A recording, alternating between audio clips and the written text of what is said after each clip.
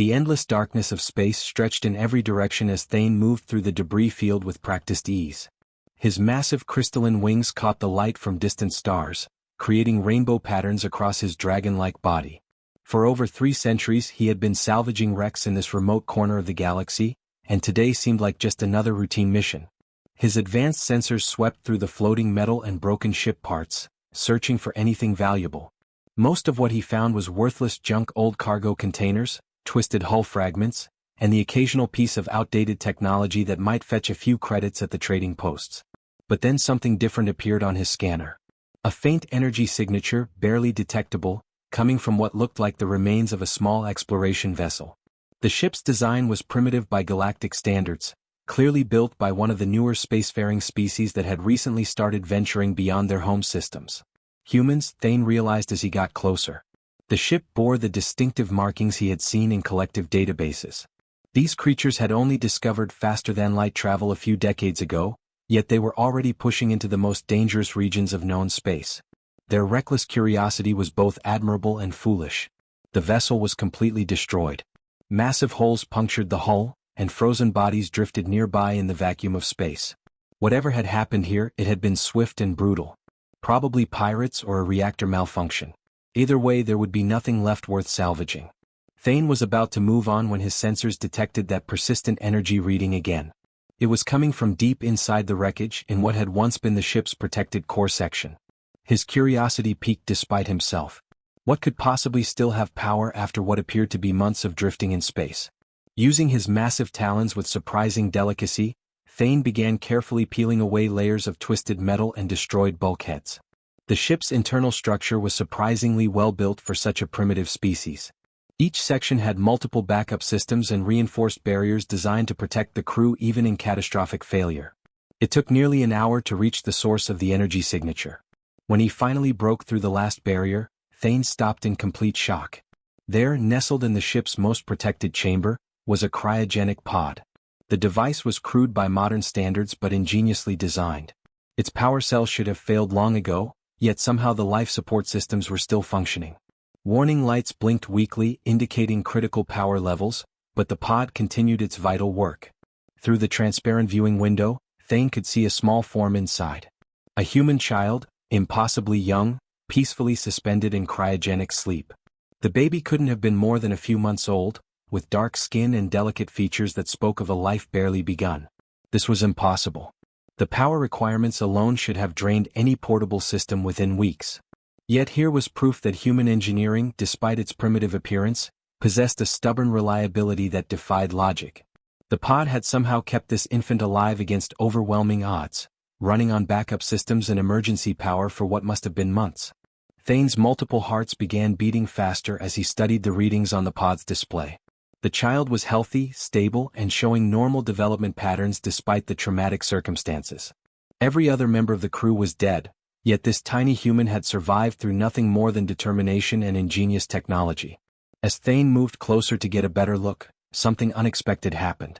The infant stirred within the pod as if sensing his presence. Slowly, those tiny eyes opened and looked directly at him through the viewing window. Most species would have shown fear when faced with a creature like Thane. His crystalline scales, massive size and alien features had terrified countless beings throughout the galaxy. But this human child simply stared with calm curiosity, showing no sign of distress or panic. Those dark eyes seemed to look right into his soul, seeing not a monster but simply another living being.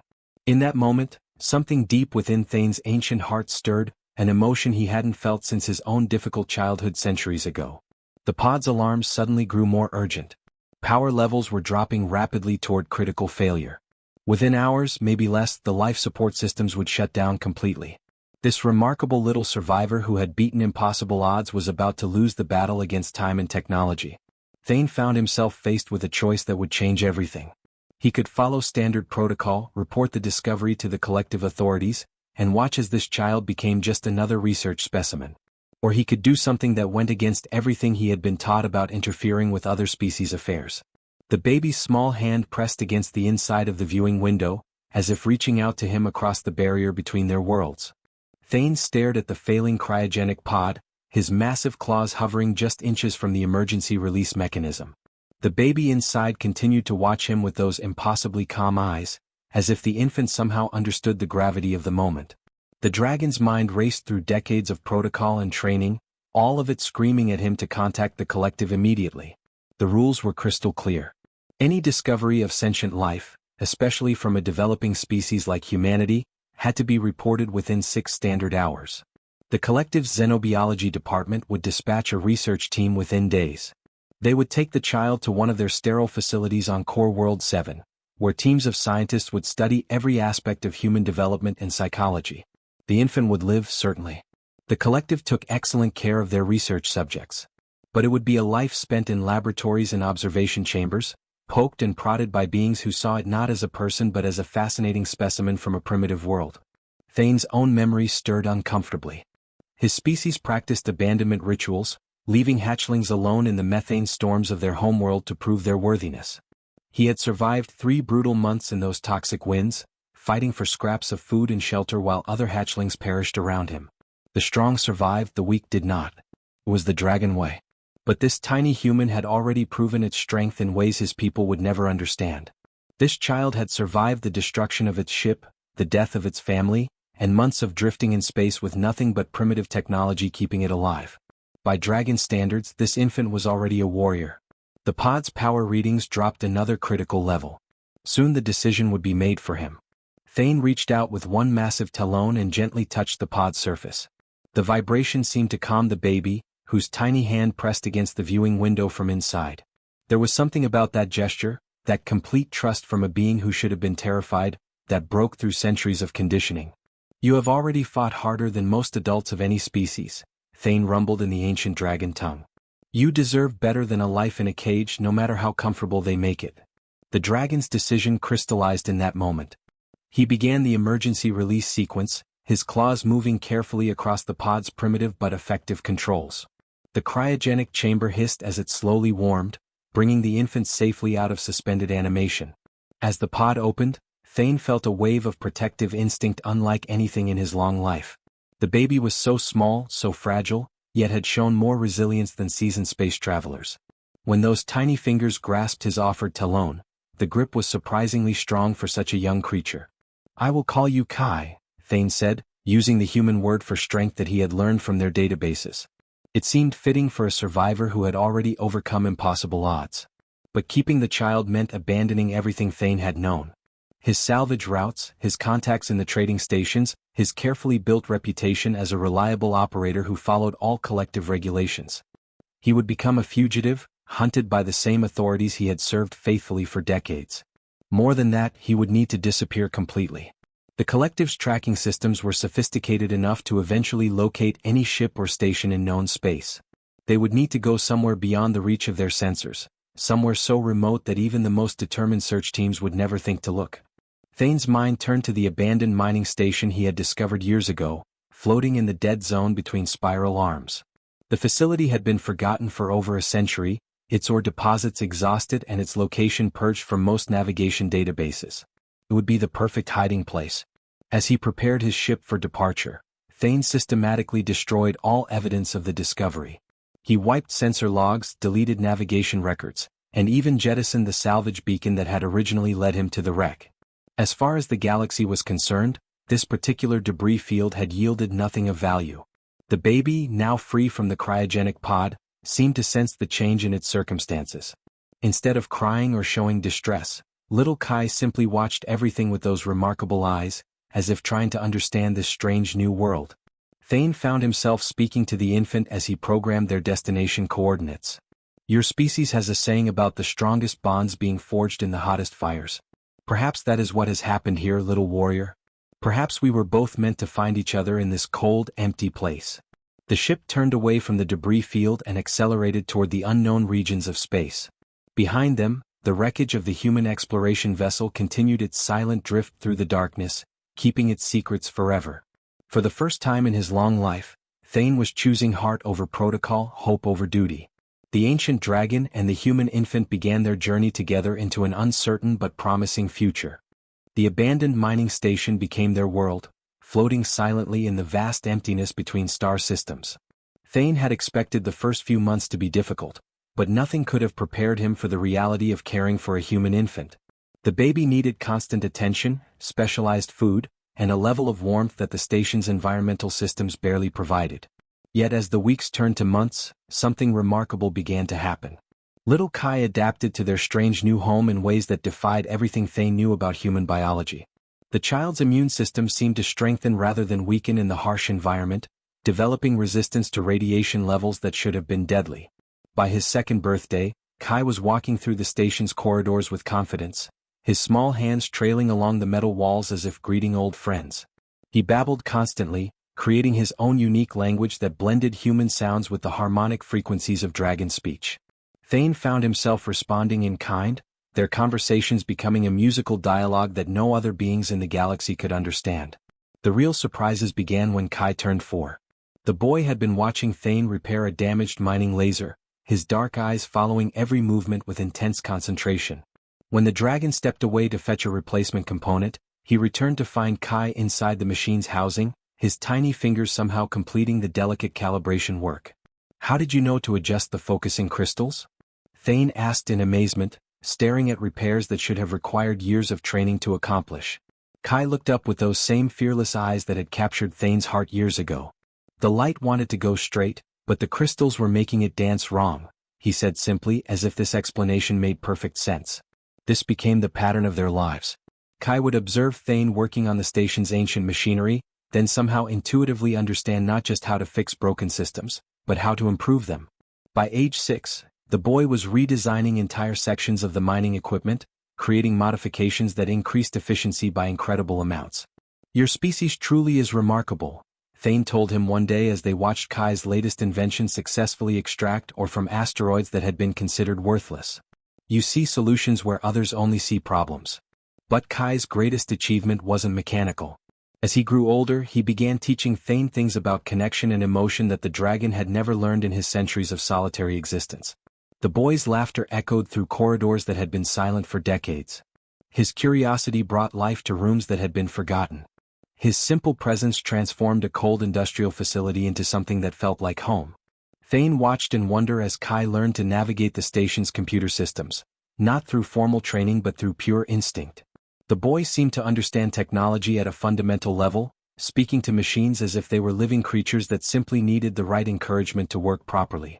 "The computers are lonely," Kai explained one evening as he successfully restored power to a section that had been dark for over a century. "They've been sleeping for so long they forgot how to wake up. I just reminded them what they were supposed to do." By age 8, Kai had grown tall and lean, his movements quick and sure as he darted through the station's maintenance shafts and crawlways. He could repair systems that Thane couldn't even reach, his small size allowing him access to areas that had been sealed off for generations. More importantly, the boy had developed an understanding of space and survival that impressed even his dragon guardian. Kai could read stellar charts like picture books, predict asteroid movements with uncanny accuracy, and sense mechanical problems hours before diagnostic systems detected them. "You have become something new," Thane observed as he watched 10-year-old Kai simultaneously manage 3 different mining operations while conducting maintenance on the station's air recycling system. "Not quite human as your species originally was, but something evolved. Something better." Kai paused in his work, those intelligent eyes considering the dragon's words carefully. "Maybe that's what humans are supposed to do. Maybe we're meant to become whatever we need to be to survive and help others survive too." The wisdom in those words struck Thane powerfully. This child, raised far from his own species, had somehow grasped something fundamental about humanity's greatest strength.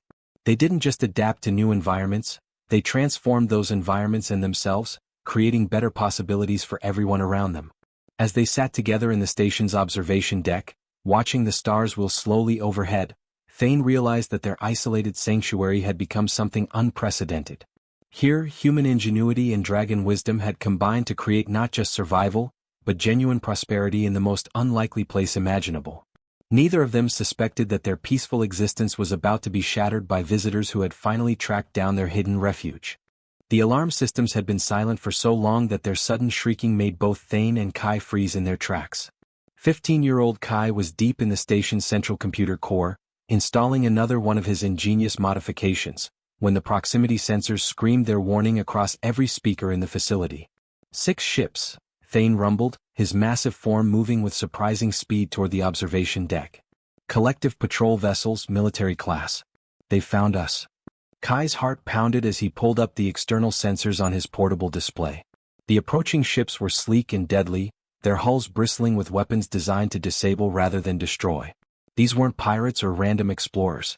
This was an official collective force, and they had come specifically looking for the mining station. Through the communication channels, a cold mechanical voice echoed across their home. Unregistered facility, you are operating in violation of collective space regulations. Prepare for immediate inspection and surrender of all occupants for processing. Thane could have fled easily. His powerful wings and advanced propulsion systems would carry him beyond the patrol ship's reach within minutes. For a moment, Kai saw the dragon's ancient instincts warring with the bonds they had built over 15 years of shared life.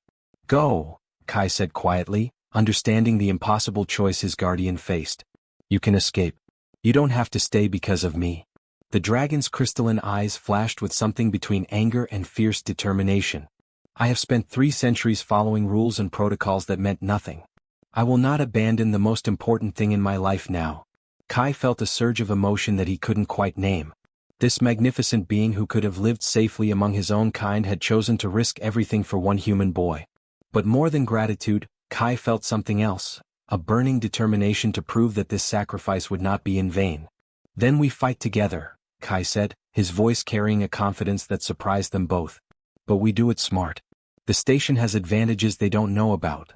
Over the years, Kai's modifications had transformed their home into something far more sophisticated than the collective forces expected. Hidden within the mining equipment were defensive systems that could disable ships without destroying them. The station's power grid had been rerouted through pathways that made it nearly impossible to shut down from outside interference. Most importantly, Kai had spent years studying collective military protocols through intercepted communications. He knew their standard boarding procedures, their command structures, and their technological limitations. They'll try to dock at the main airlock, Kai explained rapidly as he accessed the station's control systems. Standard protocol is to send in a small team while the ships maintain a defensive perimeter. They're not expecting resistance from a mining station. Thane watched in amazement as his young companion's fingers flew over control panels, activating systems the dragon hadn't even known existed. The teenager had been preparing for this day without even realizing it, turning their home into a fortress disguised as abandoned industrial equipment. The first patrol ship approached the docking bay, its crew clearly confident that this would be a routine operation. They had no way of knowing that the seemingly primitive mining station was about to demonstrate the true potential of human ingenuity combined with dragon wisdom. Kai's trap sprung with perfect timing. As the patrol ship's docking clamps engaged, modified mining lasers designed for cutting through asteroids suddenly focused their beams on the ship's engine systems. The precise strikes disabled the vessel's propulsion without harming the crew inside. One down, Kai breathed, his hands already moving to target the next ship. But the collective forces were quick to adapt. The remaining ships spread out in a defensive formation, their commanders realizing they were facing something far more dangerous than expected. Energy weapons began charging, and Kai knew they had only moments before the patrol ships decided to solve their problem with overwhelming firepower. This was when Thane's ancient strength became crucial. The dragon launched himself from the station's main hangar, his crystalline form blazing with reflected starlight as he engaged the patrol ships directly. His massive wings and natural armor allowed him to survive weapons fire that would have destroyed any normal spacecraft. While Thane drew their attention with spectacular displays of draconic power, Kai worked frantically at the station's controls. His modifications to the mining equipment allowed him to create electromagnetic pulses that disrupted the ship's targeting systems. One by one, the patrol vessels found their weapons offline and their navigation systems failing. The battle lasted only 20 minutes, but it felt like hours. When the last patrol ship finally limped away into hyperspace, its crew broadcasting warnings about the impossible partnership they had encountered, Kai and Thane stood together in the station's observation deck, both breathing heavily from the intensity of their shared victory. They had proven something that would echo across the galaxy, that human determination combined with loyal friendship could overcome even the most overwhelming odds. 20 years had passed since that first desperate battle, and the abandoned mining station had transformed into something nobody could have imagined. What started as a hiding place for one dragon and one human child had grown into a bustling community that defied every rule the galaxy thought it knew about civilization. Kai, now 35 with silver threading through his dark hair, stood on the main observation deck watching dozens of ships arrive from across known space. Representatives from 17 different species had come to witness something unprecedented, a human addressing the entire collective fleet not as a prisoner or curiosity, but as an equal. The station itself bore little resemblance to the lonely outpost where Kai had grown up. Gleaming new sections stretched in all directions, built using revolutionary construction techniques that combined human engineering with technologies contributed by every species that had found refuge there. Gardens floated in zero-gravity chambers, their plants creating breathable atmosphere through methods that amazed even veteran terraformers. Nervous? Thane asked, his massive crystalline form reflecting the lights of the approaching fleet. The dragon had aged gracefully, his scales now showing intricate patterns that spoke of wisdom earned through decades of experience. Kai smiled, those same fearless eyes that had first captured Thane's attention now holding depths of knowledge and compassion that came from a lifetime of bringing different species together. Not nervous. Excited. We're about to change everything. The communication array crackled to life as Admiral Vextar of the Collective Fleet demanded their attention. This is Admiral Vextar commanding Collective Expeditionary Force 7. We are here to investigate reports of unauthorized colonization and possible violations of species development protocols. Kai stepped forward to the communication console, his voice calm and confident as he responded. Admiral, this is Kai speaking for the Haven Colony. We've been expecting you. Welcome to our home. Through the viewports, both Kai and Thane could see the massive collective warships arranged in battle formation. Hundreds of vessels carrying thousands of troops and scientists, all prepared to deal with what their reports described as a dangerous anomaly that threatened the established order of galactic civilization. What they found instead was a thriving community that challenged every assumption they held about how different species could coexist. The delegation that boarded the station included representatives from the collective's highest levels of authority. They came prepared to find primitive humans and rogue dragons engaged in illegal activities. Instead, they discovered a society that functioned better than most collective worlds. Dr. Kellyen, the collective's chief xenobiologist, stared in amazement at the station's medical bay where human doctors worked alongside insectoid healers and crystalline engineers to treat patients from dozens of different species. This level of cooperation should be impossible. Our studies clearly show that such diverse biological requirements cannot be accommodated in a single facility. Your studies were based on the assumption that species can only coexist through strict separation and hierarchy, Kai replied gently. We've proven that when beings work together as equals, they find solutions that benefit everyone. The tour continued through manufacturing centers where human creativity sparked innovations that other species then perfected using their specialized knowledge. They saw educational facilities where children from multiple worlds learn not just academic subjects, but how to see beyond the limitations of their birth species. Most impressive of all was the station's governing council, where decisions were made through consensus rather than the collective's rigid command structure. Humans, dragons, and beings from 15 other species debated policy with passionate intensity, but always with mutual respect. Admiral Vextar found himself face to face with Kai in the station's central chamber, surrounded by representatives from every community that called Haven Colony home. This is not what our reports described, the Admiral admitted. Your reports described a human anomaly that needed to be contained, Kai said. But what you've found is something much more significant. You found proof that the galaxy's greatest strength isn't in maintaining separation between species, but in celebrating what we can accomplish when we combine our different talents. The moment that would reshape galactic history came when Kai made his formal address to the entire collective fleet. Standing beside Thane, with representatives of 17 species arranged behind him, he offered the assembled forces a choice that had never been presented before. You came here to investigate a violation of your laws, Kai said, his words carrying across every communication channel in the fleet. Instead, you've discovered a new possibility. You can try to force us back into the old patterns of separation and control, or you can join us in building something better. Behind him, the impossible community that one abandoned human child and one lonely dragon had created stood as living proof that the galaxy's future could be brighter than anyone dared imagine. The response would determine whether their revolution of cooperation would spread across the stars, or be crushed before it could truly begin.